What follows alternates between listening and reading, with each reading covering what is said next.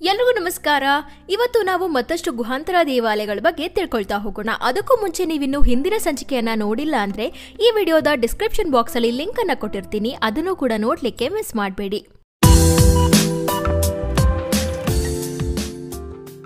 ಉಂಡವಲ್ಲಿ ಗುಹೆ. ಈ ಗುಹೆ ಆಂಧ್ರ ಪ್ರದೇಶದ ವಿಜಯವಾಡದಲ್ಲಿ ಇರೋದು. ಇಲ್ಲಂತೂ ನಾವು 4 ಅಂತಸ್ತಿನ ಕಲ್ಲಿನ ದೇವಾಲಯವನ್ನ ಕಾಣಬಹುದು. ಇದನ್ನ ಏಕಶಿಲಾ ಕಲ್ಲಿನಿಂದ ಕೊರೆದು ನಿರ್ಮಿಸಲಾಗಿದೆ. ಇಲ್ಲಿ ಮೊದಲನೇ ಫ್ಲೋರ್ ಅಲ್ಲಿ ತ್ರಿಮೂರ್ತಿಗಳನ್ನ ನಾವು ಕಾಣಬಹುದು. ಇದಂತೂ 4ರಿಂದ 5ನೇ ಶತಮಾನಗಳಷ್ಟು ಹಳೆಯದಾದ ಗುಹೆ ದೇವಾಲಯ ಎಂದು ಸಹ ಹೇಳಲಾಗುತ್ತೆ. ಈ ಗುಹೆಯನ್ನ ಮರಳುಗಲ್ಲಿನ ಬೆಟ್ಟವನ್ನ ಕತ್ತರಿಸಿ ನಿರ್ಮಾಣ ಮಾಡಲಾಗಿದೆ. ಈ ಗುಹಾ ದೇವಾಲಯವನ್ನ ಭಗವಾನ್ ವಿಷ್ಣುವಿಗೆ ಸಮರ್ಪಿಸಲಾಗಿದೆ. ಹಾಗೆ ಈ ಗುಹೆ ಒಳಗಡೆ ನೀವು ಒಂದೇ ಗ್ರಾನೈಟ್ ಕಲ್ಲಿನಿಂದ ಕೆತ್ತಲಾಗಿರುವ ವಿಷ್ಣುವಿನ ವಿಗ್ರಹವನ್ನ ಕಾಣಬಹುದು. ಈ ಗುಹೆ ದೇವಾಲಯವನ್ನ ಗುಪ್ತ ರಾಜಮನೆತನದವರು 4 ಮತ್ತು 5ನೇ ಶತಮಾನದಲ್ಲಿ ನಿರ್ಮಿಸಿದ್ರು ಅಂತ ಹೇಳಲಾಗುತ್ತೆ. ಈ ಗುಹೆಗಳು ಕೃಷ್ಣಾ ನದಿಯ ಮೇಲಿರುವ ಬೆಟ್ಟದ ಮೇಲೆ ನೆಲೆಗೊಂಡಿದೆ. ಹಾಗೆ ಈ ಗುಹೆಯನ್ನ ಬೌದ್ಧ ಸನ್ಯಾಸಿಗಳು ಆಶ್ರಯ ತಾಣವಾಗಿ ಬಳಸ್ತಾ ಇದ್ರು ಅಂತ ಸಹ ನಂಬಲಾಗುತ್ತೆ. ಇಲ್ಲಿರುವ ಬೃಹತ್ ಗಾತ್ರದ ಏಕಶಿಲೆಯ ವಿಷ್ಣುವಿನ ಪ್ರತಿಮೆಯನ್ನ ನೋಡೋದಂತೂ ತುಂಬಾನೇ ಚಂದ. ಆಂಧ್ರ ಪ್ರದೇಶಕ್ಕೆ ನೀವು ಪ್ರವಾಸಕ್ಕಾಗಿ ಹೋದಾಗ ಈ ಉಂಡವಲ್ಲಿ ಕೇವ್ಸ್ ಅನ್ನು ಸಹ ನೋಡ್ಲಿಕ್ಕೆ ಮಿಸ್ ಮಾಡಬೇಡಿ.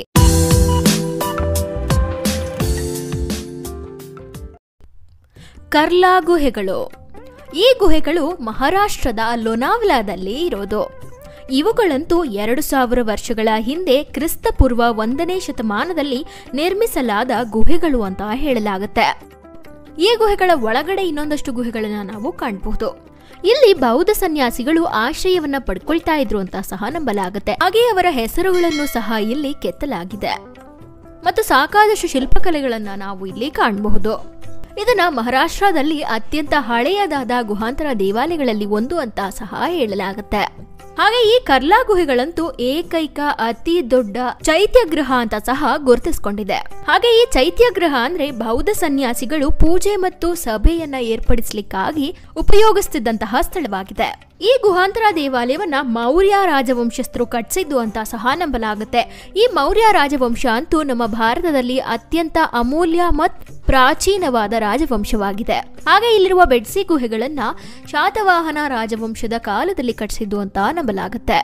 ಹಾಗೆ ಈ ಗುಹೆ ದೇವಾಲಯಗಳನ್ನ ಸಾತವಾಹನ ರಾಜವಂಶದ ರಾಜನಾದ ಸತಕರ್ಣಿಯ ನೇತೃತ್ವದಲ್ಲಿ ಒಬ್ಬ ಬನವಾಸಿಯ ವ್ಯಾಪಾರಿಯಾದ ಭೂತ್ಪಾಲ ಕಟ್ಟಿಸಿದ್ದು ಅಂತ ಹೇಳಲಾಗುತ್ತೆ. ಪಾಂಡವಲೇನಿ ಗುಹೆಗಳು. ಈ ಗುಹೆಗಳು ನಾಸಿಕ್ನಲ್ಲಿ ಇರೋದು.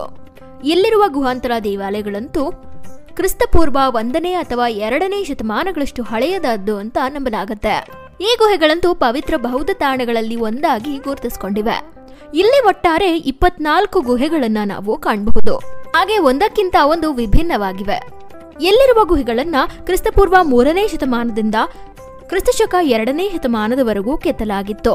ಈ ಪಾಂಡವಲೇನಿ ಗುಹೆಗಳು ಬೌದ್ಧ ಸನ್ಯಾಸಿಗಳಿಗೆ ಪ್ರಾರ್ಥನೆ ಮಾಡಲು ಮತ್ತು ಅಧ್ಯಯನ ಮಾಡಲು ಸಭೆಯ ಸ್ಥಳವಾಗಿತ್ತು. ಈ ಗುಹೆಗಳನ್ನ 3 ಶತಮಾನಗಳಾದ ಕ್ಷತ್ರಪರು, ಶಾತವಾಹನರು ಮತ್ತು ಅಭಿರುಗಳ ಕಾಲದಲ್ಲಿ ಕಟ್ಟಿಸಿದ್ದು ಅಂತ ಹೇಳಲಾಗುತ್ತೆ. ಹಾಗೆ ಈ ಪಾಂಡವಲೇನಿ ಗುಹೆಗಳು ಬುದ್ಧಲೇನಿ ಅಂತ ಸಹ ಕರೆಯಲ್ಪಡುತ್ತೆ. ಈ ಲೇನಿ ಅಂತ ಅಂದ್ರೆ ಮರಾಠಿ ಭಾಷೆಯಲ್ಲಿ ಗುಹೆ ಎಂದರ್ಥ. ಹಾಗೆ ಇಲ್ಲಿ ನಾವು ಸಾಕಾದಷ್ಟು ಜೈನ ತೀರ್ಥಂಕರರ ಶಿಲ್ಪಕಲೆಯನ್ನು ಕೂಡ ಕಾಣಬಹುದು. ಹಾಗೆ ಇಲ್ಲಿ ಮತ್ತೊಂದೇನು ಅಂದ್ರೆ ಪಾಂಡವಲೇನಿ ಅಂತ ಒಂದು ವರ್ಡ್ ಕೇಳ್ತಾ ಇದ್ದ ಹಾಗೆ ನಮಗೆ ಮಹಾಭಾರತದ ಪಾಂಡವರು ನೆನಪಾಗ್ತಾರೆ. ಆದ್ರೆ ಈ ದೇವಾಲಯದಲ್ಲಿ ಪಾಂಡವರಿಗೆ ಸಂಬಂಧಪಟ್ಟ ರಚನೆಗಳು ಯಾವುದೂ ಕೂಡ ಇಲ್ಲ. ಇದು ಒಂದು ಸುಂದರ ಮತ್ತು ಪ್ರಸಿದ್ಧವಾದ ಬೌದ್ಧ ದೇವಾಲಯವಾಗಿದೆ. ನಾಸಿಕ್ಗೆ ನೀವು ಪ್ರವಾಸಕ್ಕಾಗಿ ಹೋದಾಗ ಈ ಗುಹಾಂತರ ದೇವಾಲಯಕ್ಕೂ ಕೂಡ ಒಂದೊಮ್ಮೆ ವಿಸಿಟ್ ಮಾಡಿ.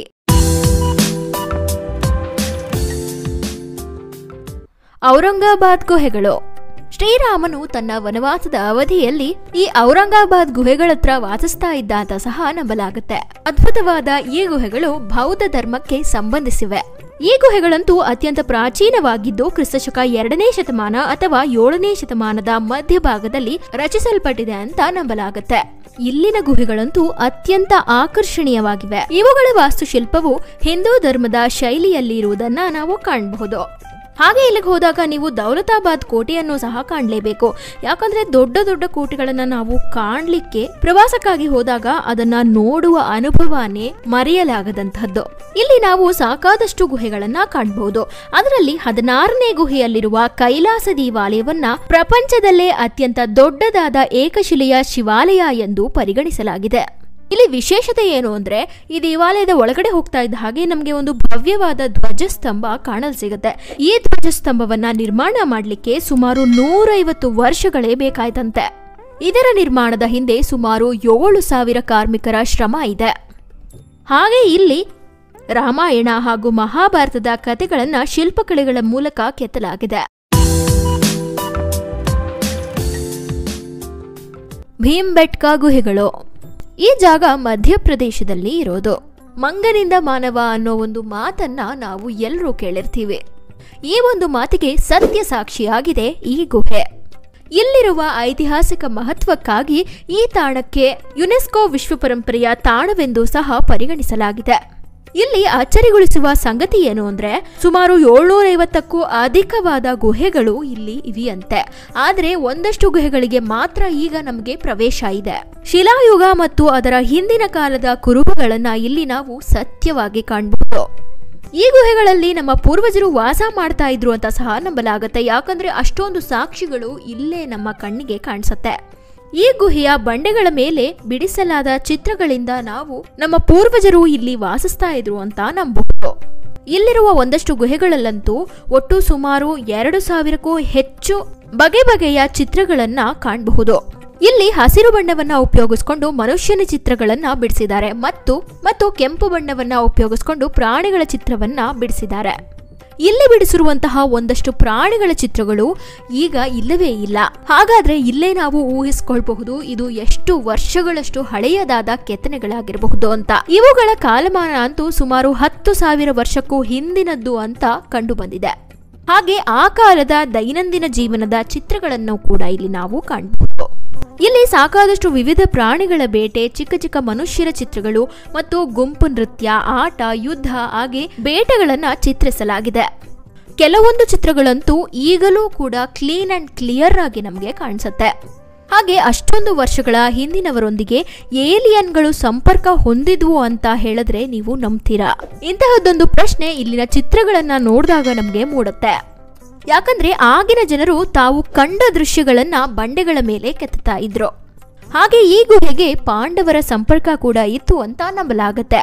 ಅಜ್ಞಾತವಾಸದ ಸಂದರ್ಭದಲ್ಲಿ ಬಹುಕಾಲ ಪಾಂಡವರು ಇದೇ ಗುಹೆಯಲ್ಲಿ ಕಾಲ ಕಳೆದಿದ್ರು ಅಂತ ನಂಬಲಾಗುತ್ತೆ. ಅದೇ ಕಾರಣಕ್ಕಾಗಿ ಈ ಜಾಗಕ್ಕೆ ಭೀಮ್ಬೆಟ್ಕಾ ಅಂತಾನೆ ಕರೆಯಲಾಗುತ್ತೆ.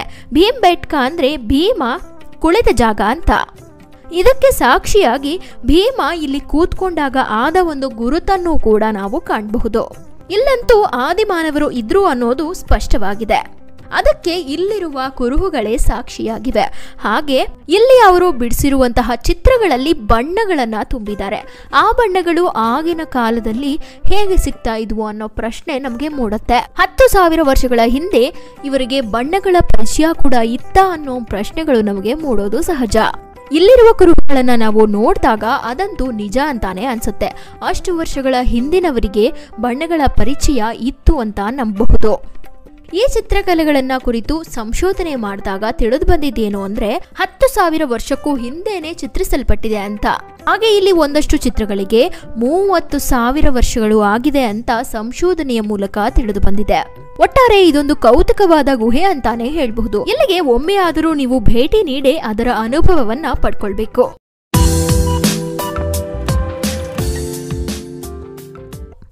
ಬೊರ್ರಾ ಗುಹೆಗಳು. ಇದು ವಿಶಾಖಪಟ್ಟಣಂನಲ್ಲಿ ಇರೋದು. ಇಲ್ಲಿರುವ ಗುಹೆಗಳನ್ನಂತೂ ಭಾರತದಲ್ಲಿನ ಅತ್ಯಂತ ಆಳವಾದ ಗುಹೆಗಳು ಎಂದು ಪರಿಗಣಿಸಲಾಗಿದೆ. ಭಾರತದ ಭೂವೈಜ್ಞಾನಿಕ ಸಮೀಕ್ಷೆಯ ವಿಲಿಯಂ ಕಿಂಗ್ ಜಾರ್ಜ್ ನಿಂದ 1807ರಲ್ಲಿ ಈ ಗುಹೆಗಳ ಬಗ್ಗೆ ಕಂಡುಹಿಡಿಯಲಾಯಿತು. ಗುಹೆಗಳಲ್ಲಿ ಹಲವಾರು ದಂತಕಥೆಗಳನ್ನ ನಾವು ಕಾಣಬಹುದು. ಈ ಗುಹೆಯ ಸುತ್ತಮುತ್ತಲಿನ ಹಳ್ಳಿಗಳಲ್ಲಿ ವಾಸ ಮಾಡುವ ಬುಡಕಟ್ಟು ಜನಾಂಗದವರು ರಚಿಸಿರುವ ಅನೇಕ ಕಥೆಗಳನ್ನ ನಾವು ಇಲ್ಲಿ ಕಾಣಬಹುದು. ಈ ಗುಹೆಯ ಒಳಗಡೆ ಒಂದು ಪ್ರಾಕೃತಿಕ ಶಿವಲಿಂಗವನ್ನ ನಾವು ಕಾಣಬಹುದು. ಅದು ಹೇಗೆ ಯಾರಕ್ಕೆ ಕಾಣಿಸ್ತು ಫಸ್ಟ್ ಅಂತ ನೋಡೋದಾದ್ರೆ ಅದರ ಹಿಂದೆ ಒಂದು ಪುಟ್ಟ ಕಥೆ ಇದೆ. ಅದೇನು ಅಂತ ನೋಡೋಣ ಬನ್ನಿ. ಒಬ್ಬ ದನ ಕಾಯುವವನು ತನ್ನಿಂದ ತಪ್ಪಿಸಿಕೊಂಡ ಒಂದು ಹಸುವನ್ನ ಹುಡುಕುತ್ತಾ ಈ ಗುಹೆಯ ಒಳಗಡೆನೆ ಹೋಗ್ತಾನೆ. ಆಗ ಅವನಿಗೆ ಇಲ್ಲೇ ನೈಸರ್ಗಿಕವಾಗಿ ರೂಪುಗೊಂಡ ಒಂದು ಶಿವಲಿಂಗ ಕಾಣಿಸುತ್ತೆ. ಹಾಗೆ ಅಲ್ಲೇ ಹಸು ಕೂಡ ನಿಂತಿರುತ್ತೆ. ಇದರಿಂದ ಅವನಿಗೆ ಅರ್ಥ ಆಗೋದೇನು ಅಂದ್ರೆ ಈ ಹಸುವನ್ನ ರಕ್ಷಿಸಿದ್ದು ಶಿವನೇ ಅಂತ. ಇದು ಊರಿನವರಿಗೆಲ್ಲ ಗೊತ್ತಾಗಿ ಅಲ್ಲೇ ಒಂದು ಶಿವ ಮಂದಿರವನ್ನ ಸ್ಥಾಪಿಸ್ತಾರೆ.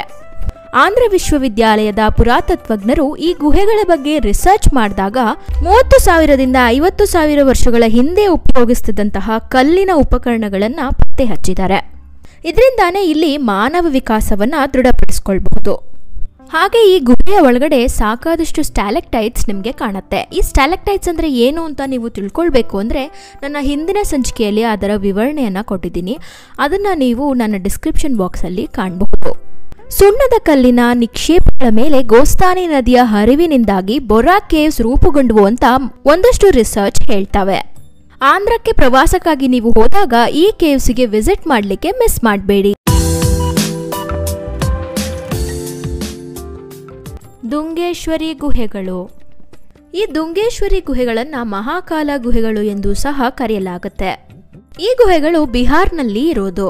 ಭಗವಾನ್ ಬುದ್ಧನು ಬೋಧ್ಗಯಾಕ್ಕೆ ಹೋಗುವ ಮೊದಲೇ 6 ವರ್ಷಗಳ ಕಾಲ ಈ ಸ್ಥಳದಲ್ಲಿ ಧ್ಯಾನ ಮಾಡ್ತಾ ಇದ್ದ ಅಂತ ನಂಬಲಾಗುತ್ತೆ. ಅವನ ಕಟ್ಟುನಿಟ್ಟಿನ ತಪಸ್ಸಿನ ಸ್ಮರಣಾರ್ಥಕವಾಗಿ ಬೃಹತ್ ಗಾತ್ರದ ಚಿನ್ನದ ಪ್ರತಿಮೆಯನ್ನ ಪ್ರತಿಷ್ಠಾಪನೆ ಮಾಡಿದ್ದಾರೆ. ದುಂಗೇಶ್ವರಿ ಗುಹೆಗಳಂತೂ ಬಹಳ ಪ್ರಾಚೀನ ಕಾಲದ ಐತಿಹಾಸಿಕ ಸ್ಥಳವಾಗಿದೆ. ಈ ಗುಹಾಂತರ ದೇವಾಲಯಗಳ ಹಿಂದೆ ಒಂದು ಕುತೂಹಲಕಾರಿ ಕಥೆ ಇದೆ. ಇದು ಗೌತಮನು ತನ್ನ ಸ್ವಯಂ ಮರಣದ ಸಮಯದಲ್ಲಿ ಅತ್ಯಂತ ದುರ್ಬಲನಾಗಿ ಮತ್ತು ಹಸಿವಿನಿಂದ ಬಳಲ್ತಾ ಇದ್ದ ಅಂತ ಹೇಳುತ್ತೆ. ಆ ಸಮಯದಲ್ಲಿ ಪಕ್ಕದ ಹಳ್ಳಿಯ ಸುಜಾತ ಎಂಬ ಹೆಂಗಸು ಊಟ ಮತ್ತು ನೀರನ್ನ ಕೊಡ್ತಾಳೆ. ನಂತರ ಗೌತಮನು ಭೋಗದಿಂದ ಅಥವಾ ಅವಮಾನದಿಂದ ಜ್ಞಾನೋದಯವನ್ನ ಪಡ್ಕೊಳ್ಳಿಕ್ಕೆ ಆಗೋದಿಲ್ಲ ಅಂತ ತಿಳ್ಕೊಳ್ತಾನೆ. ನಂತರ ಅವನು ತನ್ನ ಪ್ರಯಾಣವನ್ನ ಮುಂದುವರಿಸಿ ಬೋಧಗಯಾದಲ್ಲಿ ಜ್ಞಾನೋದಯವನ್ನ ಪಡ್ಕೊಳ್ತಾನೆ. ಹಾಗೆ ದುಂಗೇಶ್ವರಿಯಲ್ಲಿರುವ ಈ ಗುಹೆಗಳ ಸ್ಥಾನಕ್ಕೆ ಸುಜಾತ ಸ್ಥಾನ ಅಂತ ಸಹ ಕರೆಯಲಾಗುತ್ತೆ. ಗಯಾಕ್ಕೆ ನೀವು ಪ್ರವಾಸಕ್ಕಾಗಿ ಹೋದಾಗ ಈ ಕೇವ್ಸ್ ಅನ್ನು ವಿಸಿಟ್ ಮಾಡಲಿಕ್ಕೆ ಮಿಸ್ ಮಾಡಬೇಡಿ.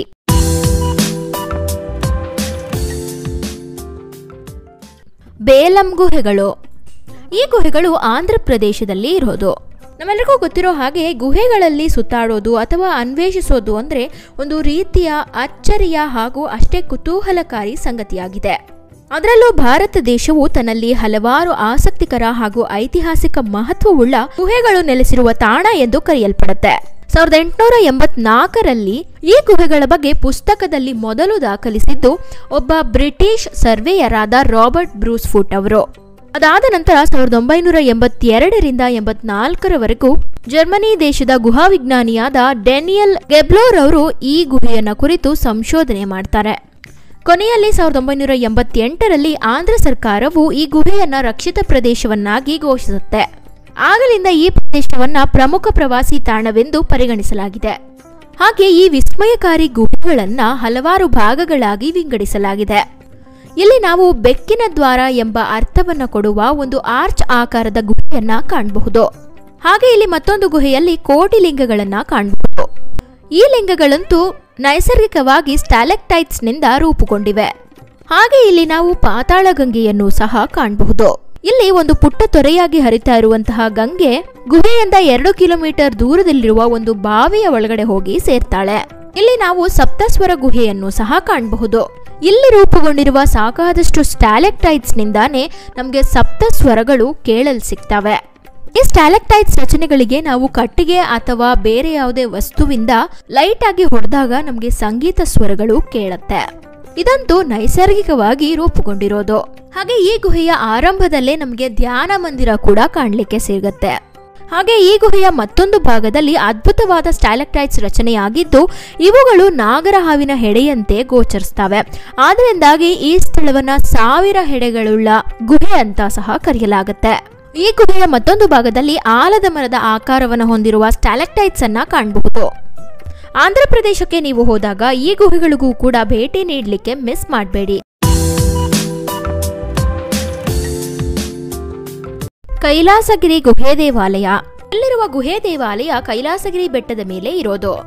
ಇದನ್ನ ಭೀಮಬಕಾಸುರ ಬೆಟ್ಟ ಎಂದು ಸಹ ಕರೆಯಲಾಗುತ್ತೆ. ಯಾಕಂದ್ರೆ ಇದೇ ಸ್ಥಳದಲ್ಲಿ ಭೀಮ ಬಕಾಸುರನನ್ನ ವಧಿಸಿದ್ದು ಅಂತ ನಂಬಲಾಗುತ್ತೆ. ಈ ಗುಹೆಯ ವಿಶೇಷತೆ ಏನು ಅಂದ್ರೆ ಈ ಗುಹೆಯ ಒಳಗಡೆ ಪ್ರವೇಶಿಸ್ತಾ ಇದ್ದ ಹಾಗೆ ನಮ್ಗೆ ಸಕಾರಾತ್ಮಕ ಶಕ್ತಿಯನ್ನ ಪಡೆದಂತೆ ಭಾಸವಾಗತ್ತೆ. ಹಾಗೆ ಈ ಬೆಟ್ಟದ ಮೇಲಿರುವ ಗುಹೆ ದೇವಾಲಯಕ್ಕೆ ನಾವು ಟ್ರೆಕ್ಕಿಂಗ್ ಮೂಲಕ ತಲುಪಬೇಕು. ಹಾಗೆ ಇಲ್ಲಿ ಟ್ರೆಕ್ಕಿಂಗ್ ಮಾಡುವಾಗ ತುಂಬಾ ಬಿಸಿಲು ಇರೋದ್ರಿಂದ ನಮಗೆ ಶಕೆ ಜಾಸ್ತಿನೇ ಆಗುತ್ತೆ. ಆದರೆ ಈ ಬೆಟ್ಟದ ಮೇಲೆ ನಾವು ಆ ಗುಹೆಯ ಒಳಗಡೆ ಹೋಗ್ತಾ ಇದ್ದ ಹಾಗೆ ನಮಗೆ ತಂಪಾದ ವಾತಾವರಣ ಇರುತ್ತೆ. ಅದಕ್ಕಾಗಿನೇ ಈ ಗುಹೆಯ ಒಳಗಿನ ವಾತಾವರಣವು ಹೊರಗಿನ ವಾತಾವರಣಕ್ಕೆ ಸಂಪೂರ್ಣವಾಗಿ ವಿರುದ್ಧವಾಗಿದೆ. ಗುಹೆಯ ಒಳಗಡೆ ಅಂತೂ ತುಂಬಾ ತಂಪಾಗಿ ಇರುತ್ತೆ. ಈ ಗುಹೆಯ ಒಳಗಡೆ ಹೋಗ್ತಾ ಇದ್ದ ಹಾಗೆ ನಾವು ಸಾಕಷ್ಟು ಜನ ಧ್ಯಾನ ಮಾಡ್ತಾ ಇರೋದನ್ನ ಕಾಣಬಹುದಾಗುತ್ತೆ. ಹಾಗೆ ಇಲ್ಲಿ ನಾವು ಶಿವ ಮತ್ತು ಅಂಬುಜಾದುರ್ಗಾ ದೇವತೆಗಳ ದರ್ಶನವನ್ನ ಪಡ್ಕೊಳ್ಬಹುದು. ಆದಷ್ಟು ನೀವು ಬಿಸಿಲು ಕಡಿಮೆ ಇರುವ ಸಮಯದಲ್ಲಿ ಈ ಬೆಟ್ಟನ ಹತ್ತೋದು ಉತ್ತಮ.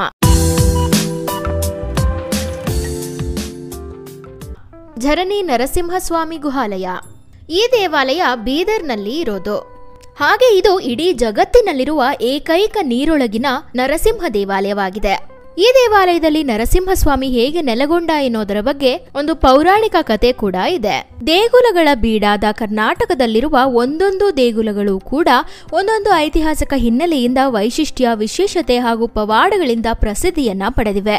ಇಂತಹ ದೇವಾಲಯಗಳಲ್ಲಿ ಶ್ರೀ ಝರಣಿ ನರಸಿಂಹ ಕ್ಷೇತ್ರವೂ ಕೂಡ ಒಂದು. ಈ ದೇವಾಲಯದ ವಿಶೇಷತೆಯನ್ನ ನೋಡ್ತಾ ಹೋಗೋದಾದ್ರೆ, ಪುರಾಣದ ಪ್ರಕಾರ ಶಿವನು ಈ ಗುಹೆಯಲ್ಲಿ ತಪಸ್ಸನ್ನ ಮಾಡ್ತಾ ಇದ್ದಾಗ ಜಲಾಸುರ ಎಂಬ ರಾಕ್ಷಸ ತಪಸ್ಸನ್ನ ಭಗ್ನಗೊಳಿಸಲು ಮುಂದಾಗ್ತಾನೆ. ಆಗ ಲಕ್ಷ್ಮೀ ನರಸಿಂಹಸ್ವಾಮಿಯು ಜಲಾಸುರನನ್ನ ಸಂಹಾರ ಮಾಡಲು ಮುಂದಾದಾಗ ಜಲಾಸುರನು ಸ್ವಾಮಿಯಲ್ಲಿ ತಮ್ಮ ಪಾದ ಕಮಲದಲ್ಲಿ ನೀರಾಗಬೇಕು ಎಂದು ಕೋರ್ಕೊಳ್ತಾನೆ. ಇದಕ್ಕೆ ಒಪ್ಪಿದ ನರಸಿಂಹಸ್ವಾಮಿಯು ತನ್ನ ಪಾದ ಕಮಲದಡಿ ನೀರಾಗುವಂತೆ ಅನುಗ್ರಹಿಸ್ತಾನೆ. ಹಾಗೆ ಜಲಾಸುರನು ತನ್ನ ಹೆಸರನ್ನು ಬಳಸಿ ಈ ಕ್ಷೇತ್ರವನ್ನ ಭಕ್ತರು ಕರೆಯುವಂತಾಗಬೇಕು ಎಂದು ವಿನಂತಿ ಮಾಡಿಕೊಂಡಿದ್ದರಿಂದ ಈ ಪುಣ್ಯ ಕ್ಷೇತ್ರಕ್ಕೆ ಜಲನರಸಿಂಹಸ್ವಾಮಿ ಎಂಬ ಹೆಸರು ಬಂತು. ಈ ದೇವಾಲಯದ ಮತ್ತೊಂದು ವಿಶೇಷತೆ ಏನು ಅಂದ್ರೆ, ಶಿವ ಹಾಗೂ ನರಸಿಂಹ ಇಬ್ಬರು ಸ್ಥಳದಲ್ಲಿ ಪೂಜಿಸಲ್ಪಡ್ತಾರೆ. ನರಸಿಂಹಸ್ವಾಮಿ ಮೂರ್ತಿಯ ಪಕ್ಕದಲ್ಲೇ ಶಿವಲಿಂಗವನ್ನು ಕೂಡ ಇಡಲಾಗಿದೆ. ಹಾಗಾಗಿ ಹರಿಹರರಿಬ್ಬರೂ ಇರುವ ಪುಣ್ಯ ಸ್ಥಳವೆಂದು ಇದನ್ನ ಕರೆಯಲಾಗುತ್ತೆ. ಹಾಗೆ ಈ ಗುಹೆಯ ಕೊನೆಯಲ್ಲಿ ಕಲ್ಲಿನ ಗೋಡೆಯ ಮೇಲೆ ನರಸಿಂಹನ ಕೆತ್ತಿದ ವಿಗ್ರಹವಿದೆ.